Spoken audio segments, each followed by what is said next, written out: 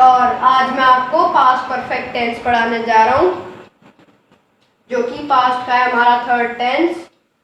तो हम सबसे पहले देखेंगे इसकी आइडेंटिटी। इसकी आइडेंटिटी होती है कि जो सेंटेंस होता है उसके एंड में आता है चुका था, चुकी थी, चुके थे, था, आ था या फिर ए थे।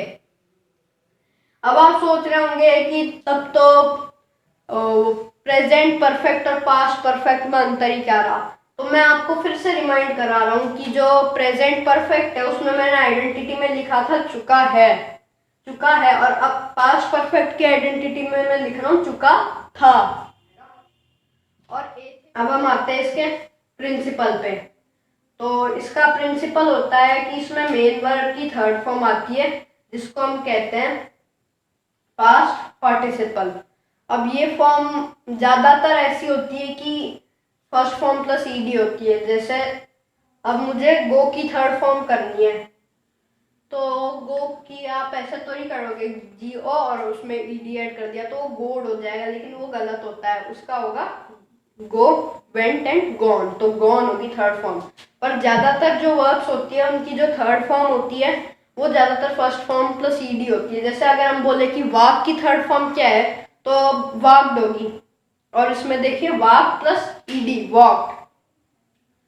तो अब ये तो हो गया हमारा वर्ब। अब हेल्पिंग वर्ब जो होता है वो हमारा इसमें यूज होता है हैड।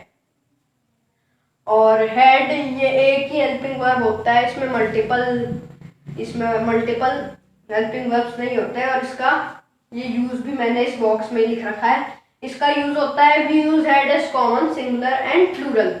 मतलब जो ये हमारा हैड हेल्पिंग वर्ब ये दोनों के साथ यूज हो सकता है, चाहे सब्जेक्ट सिंगुलर हो, चाहे प्लूरल हो, चाहे मेल हो, चाहे फीमेल हो।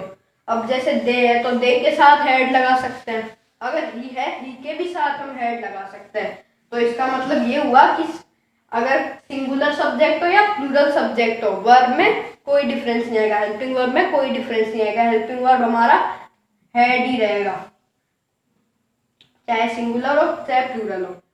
तो अब हम आते हैं सेंटेंस पैटर्न पे कि किस सेंटेंस में क्या पैटर्न लगेगा। और अगर आपको नहीं पता कि अफर्मेटिव क्या होता है, नेगेटिव क्या होता है, इंटेरोगेटिव क्या होता है और इंटेरोगेटिव नेगेटिव क्या होता है, तो सेंटेंस की अलग से वीडियो है जिसका लिंक आपको डिस्क्रिप्शन में मिल जाएगा और आई बटन में भी उसका लिंक है।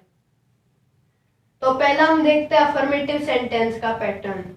अफर्मेटिव सेंटेंस में सबसे पहले आ जाता है subject plus had plus main verb third form और प्लस ऑब्जेक्ट। ऑब्जेक्ट मैंने यहाँ लिखा नहीं है तो मैं अब लिख देता हूँ, प्लस ऑब्जेक्ट और फुल स्टॉप। नेगेटिव में आता है subject plus had plus not plus main verb third form plus object. Object मैंने इन दोनों में और सब में ही नहीं लिखा।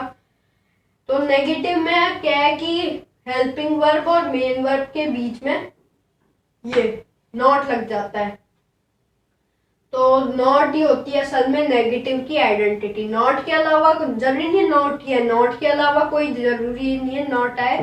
नेगेटिव वर्ड्स भी आ सकते हैं, जैसे नेवर आ सकता है, और नॉट जैसे एन वाले शब्द होते हैं, नॉट, नेवर, नो वन, वो सब आ सकते हैं।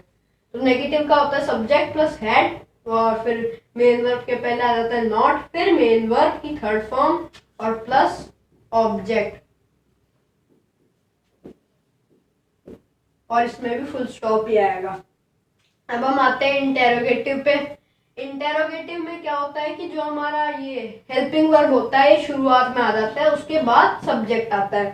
तो हेल्पिंग वर्ब हम शुरुआत में लिया है हैड को, had plus subject plus main verb की third form plus object. Object मैंने किसी में ही नहीं लिखा और मैं बाद में लिख देता हूँ ऑब्जेक्ट, और इसमें फुल स्टॉप नहीं आएगा, इसमें क्या आएगा क्वेश्चन मार्क। और अगर आपको ये नहीं पता कि फुल स्टॉप और क्वेश्चन मार्क कहाँ कहाँ पे आते हैं, तो पंक्चुएशन मार्क्स की हमारी एक वीडियो है, 2 पार्ट्स है, उसका लिंक भी आपको डिस्क्रिप्शन में मिल जाएगा। अब हम आते हैं इंटेरोगेटिव नेगेटिव में। इंटेरोगेटिव नेगेटिव इसका मिक्सचर है। हैड आ जाता है, उसके बाद सब्जेक्ट आ जाता है, फिर नॉट भी आ जाता है, नॉट नेगेटिव का आ जाता है और हैड इंटेरोगेटिव का आ जाता है, और यहाँ पे क्वेश्चन मार्क इंटेरोगेटिव का आ जाता है।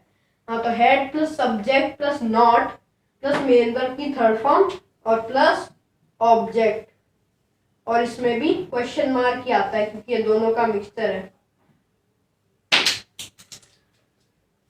अब हम इन सब सेंटेंसेस जो मैंने पैटर्न्स बताया इनको रियल सेंटेंसेस में देखेंगे। तो अब हम देखते हैं अफर्मेटिव का सेंटेंस एग्जांपल। पहला, he had left India before independence.